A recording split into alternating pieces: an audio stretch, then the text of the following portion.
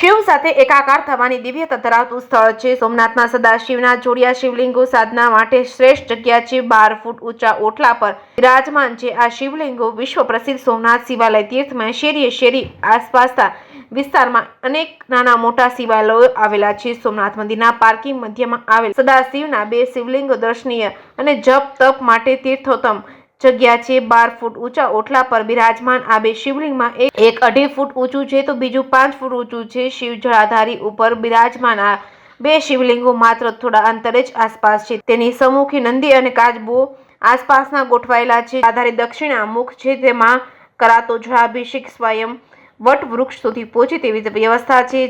જગ્યા સંપૂર્ણ એકાંત છે અને માનવ અવરજવર નહિવત છે, પરંતુ સ્થળની દિવ્યતા ભક્તિની ચરણસીમા સુધી પહોંચાડે તેવી શક્યતા છે. સોમનાથ સંસ્કૃત પાઠશાળાના નિવૃત્ત આચાર્ય પ્રભાસના સોમપુરા બ્રાહ્મણ પંડિત ભગુભાઈ કહે છે કે આ શિવલિંગો પ્રાચીન કાળથી છે. યમરાજાએ તેની માતાએ આપેલા શ્રાપની મુક્તિ આપી છે. આ સ્થળે તપસ્યા કરી હતી અને ભાઈ બીજના દિવસે તેના દર્શન પૂજન અને પુણ્યમય બનાવે છે, જેનું નામ વ્યોમેશ્વર અને અમરેશ્વર છે. પ્રભાસના લોકોને તેની તળપદી ભાષામાં જપેશ્વર તપેશ્વર પણ કહે છે. જે કેસની ગુજરાતી સાથે મહેશ વાજા, સોમનાથ.